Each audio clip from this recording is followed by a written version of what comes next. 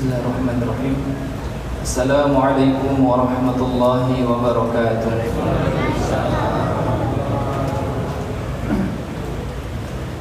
Alhamdulillahi rabbil alamin wa bihi nasta'inuhu ala umuri dunya waddin.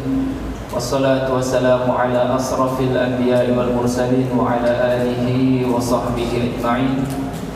Ya ayyuhalladzina amanu taqullaha haqqa tuqatih wa la tamutunna illa wa antum muslimun. Jamaah salat tarawih rahimakumullah. Alhamdulillah malam ini Allah izinkan kita hadir di masjid ini untuk melaksanakan salat tarawih secara berjamaah.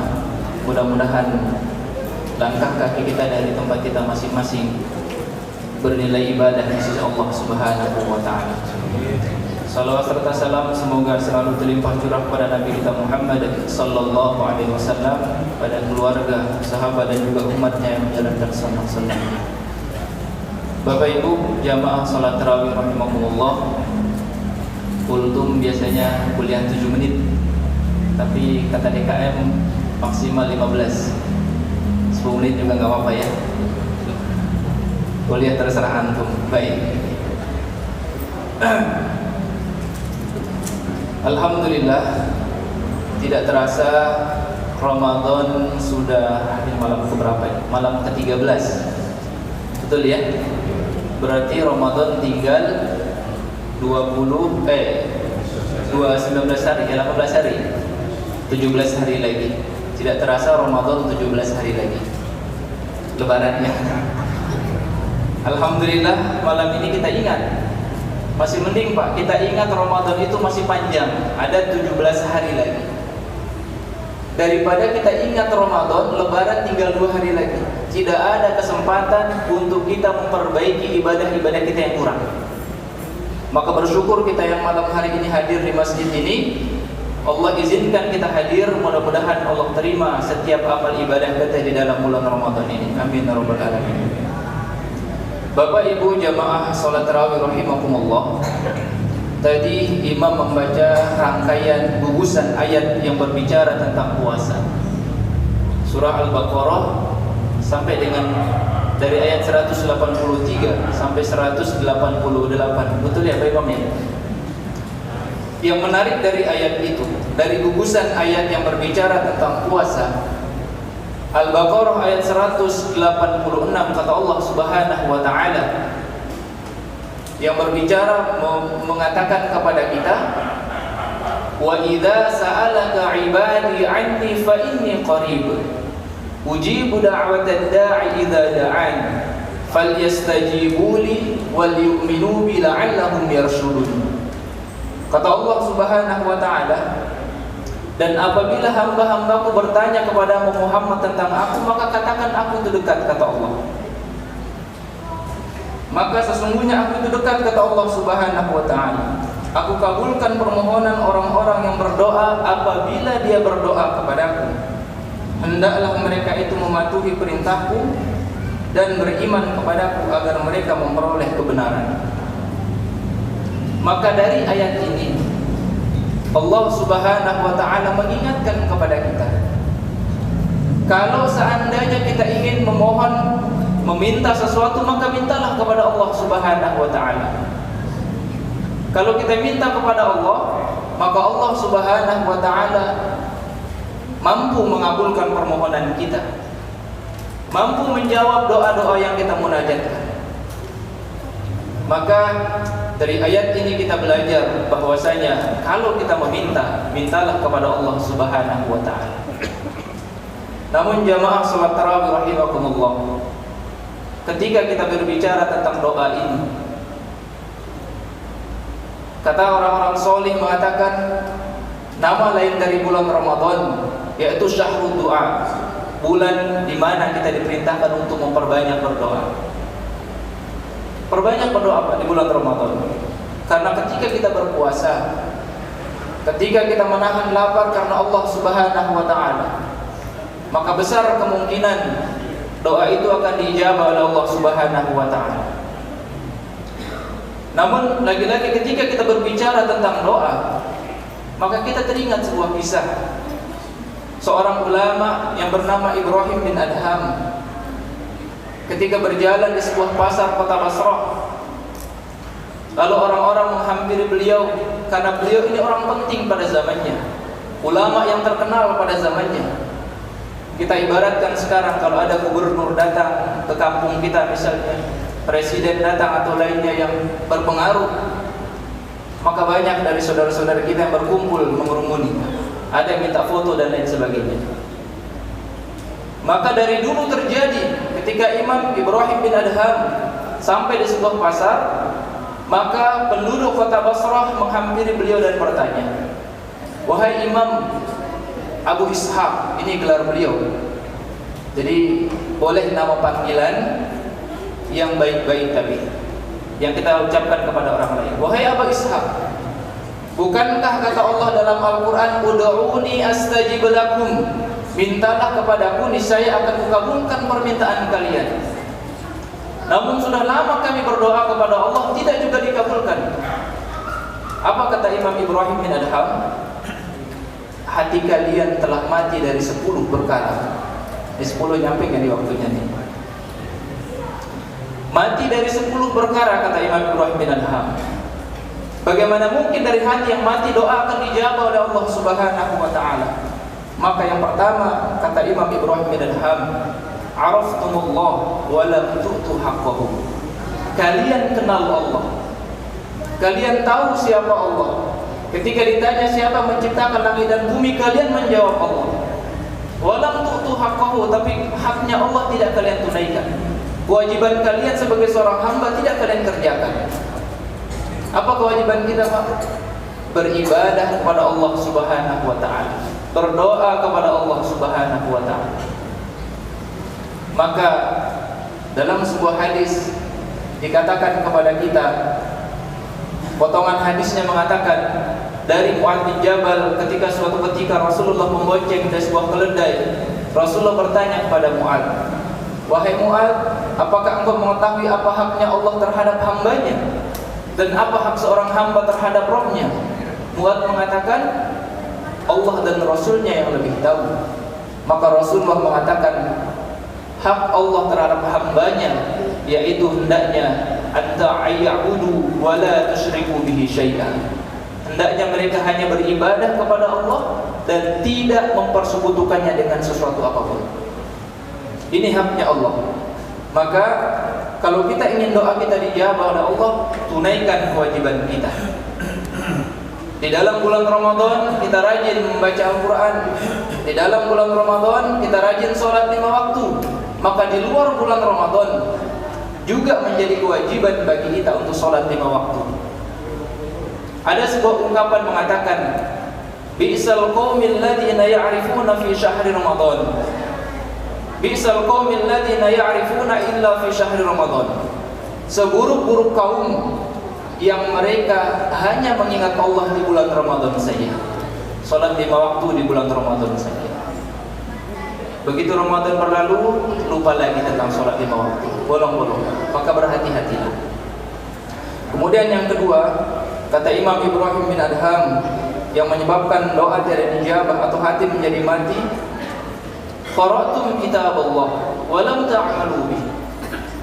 Kalian membaca ayat-ayat Allah, kalian membaca Al-Quran, tetapi kalian tidak mengamalkan apa yang kalian baca. Kalian membaca ayat-ayat Al-Quran, bahkan diperlombakan, tetapi kalian tidak beramal sesuai apa yang ada di dalam Al-Quran. Al-Quran melarang kita untuk curang dalam timbangan, tapi kita melakukan itu. Al-Quran melarang kita melakukan keburukan-keburukan, tapi kita lakukan itu. Tetapi ketika Al-Quran memerintahkan kita melakukan kebaikan, justru tidak kita lakukan kebaikan itu. Kemudian yang ketiga yang menyebabkan hati kita menjadi mati, yaitu idda'aitum hubba Rasulullah sallallahu alaihi wasallam. Kita mengatakan kita cinta kepada Nabi kita Muhammad sallallahu alaihi wasallam, tapi kita tidak pernah mengerjakan sunnah-sunnahnya. Ketika kita ditanya siapa yang kalian cintai, kita menjawab Rasulullah sallallahu alaihi wasallam, tapi sunnah Rasulullah sallallahu alaihi wasallam yang paling kecil saja tidak kita laksanakan. ketika menyingkirkan duri dari jalanan, ketika memberikan orang untuk berbuka puasa, ketika minum dan makan menggunakan tangan kanan, kemudian membaca doa, itu semua merupakan sunnah Rasulullah SAW. Justru kita langgar, padahal kita mengatakan kita cinta kepada Rasulullah SAW. Kemudian yang keempat, kita mengaku bermusuhan dengan setan, tapi kita mengikuti apa yang dibisikkan oleh setan. Kita mengaku bermusuhan dengan iblis, tapi kita mengikuti tuntunannya. Ketika kita minum, dibisikkan minumlah dengan tangan kiri, kita gunakan tangan kiri kita untuk minum. Makan, ketika kita dibisikkan untuk membicarakan keburukan orang lain, kita lakukan. Padahal kita mengatakan kita bermusuhan dengan setan ataupun iblis. Jamaah salat tarawih rahimakumullah. Kemudian yang kelima, kita mengatakan kita senang dengan surga, tapi kita tidak melakukan amalan-amalan ahli surga. Kalau ditanya kepada kita semua, bapak-bapak di sini, ingin masuk surga Pak? Pasti ingin jawabannya. Semua pasti mau masuk surga. Tapi apakah amalan kita itu menunjukkan amalan ahli surga? Mungkin belum tentu. Karena lisan kita selalu dihiasi dengan keburukan-keburukan. Perilaku kita selalu dihiasi dengan menzolimi orang lain dan lain sebagainya. Maka berhati-hatilah. Kemudian yang keberapa Pak? Yang keenam, kamu mengaku takut terhadap neraka, tapi kamu mengerjakan amalan-amalan ahli neraka. Korupsi di mana-mana. Yang terbaru, mengurangi jumlah volume minyak ya. Jadi perilaku-perilaku yang tidak baik, perilaku-perilaku yang buruk yang kita lakukan, padahal kita mengatakan, oh saya takut terhadap neraka. Tapi amalan kita, amalan yang mengajak atau menjerumuskan kita terhadap nerakanya Allah Subhanahu wa ta'ala. Kemudian yang ketujuh, kamu mengatakan kematian itu adalah sebuah kepastian, tapi kamu tidak mempersiapkan diri untuk menghadapi kematian. Jamaah salat tarawih rahimakumullah, semua kita, kullu nafsin dha'iqatul maut, setiap yang bernyawa pasti akan merasakan yang namanya kematian. Kecil, besar, tua, muda, laki, perempuan, semua akan merasakan kematian. Kematian adalah sebuah misteri dari Allah Subhanahu wa ta'ala. Tidak ada yang mengetahui dalam kondisi apa dia meninggal. Tidak ada yang mengetahui di mana dia akan meninggal. Tidak ada yang mengetahui di usia berapa dia akan meninggal. Tidak hanya yang usia 59 saja, yang muda saja, bahkan yang muda bisa meninggal lebih dulu. Bahkan yang dokter vonis tinggal 3 bulan masa hidupnya belum juga meninggal. Justru mereka yang rajin olahraga, mereka yang berada di tengah lapangan sedang main bola, kalau kata Allah sudah waktunya kembali, maka kematian itu pasti akan datang. Maka tugas kita untuk mempersiapkan diri menghadapi kematian. Jemaah salat tarawih rahimahumullah. Kemudian yang kedelapan, ini yang paling sering terjadi, kita sibuk mencari aib orang lain, sementara aib diri kita lupakan. Pepatah mengatakan, semut di seberang lautan kelihatan, tetapi gajah di pelupuk mata tidak nampak. Kenapa? Karena sekecil apapun keburukan orang lain, kita jadikan itu sebagai bahan untuk menjatuhkan dia. Sekecil apapun keburukan orang lain, kita cari-cari terus. Supaya apa? Ada senjata kita untuk menjadikan itu permusuhan dengan mereka, untuk menjatuhkan mereka. Sementara dosa kita begitu banyak. Sebuah ungkapan mengatakan, kalau seandainya dosa kita itu mengeluarkan aroma bau busuk, maka tidak akan ada satupun umat manusia yang sanggup duduk di samping kita, karena baunya aroma yang keluar dari tubuh kita, saking banyaknya dosa yang kita lakukan terhadap Allah Subhanahu wa ta'ala. Maka kita introspeksi diri kita. Di Ramadan ini kita gunakan untuk memperbanyak kembali mengingat Allah Subhanahu wa ta'ala. Yang kesembilan, yaitu kita makan rezeki dari Allah Subhanahu wa ta'ala, tapi kita tidak mensyukurinya. Begitu banyak nikmat dari Allah Subhanahu wa ta'ala, kesehatan, kelapangan rizki, kemudahan urusan-urusan kita, tapi kita tidak mensyukurinya. Maka di Ramadan ini mari rizki yang Allah berikan kita sisihkan untuk membantu saudara-saudara kita yang sedang membutuhkan. Kemudian yang terakhir yaitu kita menguburkan orang mati, tapi kita tidak mengambil pelajaran dari itu semua. Kita mengatakan, oh hari ini ada orang meninggal, suatu saat kita yang akan meninggal. Hari ini kita menyolatkan orang lain, besok kita yang akan disolatkan.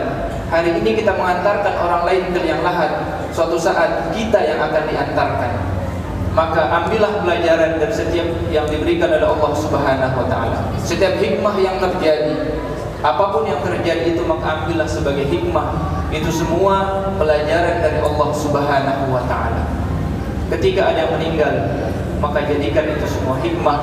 Kita ambil pelajaran dari itu semua. Suatu saat kita yang ada di posisi itu. Maka jamaah salat tarawih rahimakumullah, kata Imam Ibrahim bin Adham tadi, hindari 10 perkara ini. Kalau ingin doa kita dijawab oleh Allah Subhanahu wa taala, jauhi 10 perkara ini. Maka mudah-mudahan di Ramadan ini Allah Subhanahu wa taala memberikan kekuatan kepada kita untuk menjauhi 10 perkara ini, sehingga Ramadan kita ini menjadi Ramadan yang diterima oleh Allah Subhanahu wa taala. Kita tidak mengetahui berapa puluh Ramadan kita lewati. Mudah-mudahan ini adalah Ramadan, kalaupun Ramadan terakhir, kita mohon kepada Allah, inilah Ramadan yang diterima oleh Allah Subhanahu wa taala. Kalau belum juga diterima oleh Allah, kita mohon diberikan kesempatan hidup sampai Ramadan berikutnya, supaya kita bisa memperbaiki ibadah-ibadah kita yang kurang di Ramadan sebelumnya. Jamaah salat tarawih rahimakumullah, demikian kultum singkat pada malam hari ini. Mudah-mudahan menjadi pencerahan bagi kita semua. Kita kembali kepada Allah Subhanahu wa taala, kembali memaksimalkan ibadah kita di Ramadan ini, sehingga kumpulnya kita di masjid ini kelak kita juga bisa berkumpul di surganya Allah Subhanahu wa taala. Amin ya rabbal alamin. Mohon maaf jika ada kesalahan. Subhanakallahumma wa bihamdika asyhadu an la ilaha illa anta astaghfiruka wa atubu ilaik. Wassalamualaikum warahmatullahi wabarakatuh.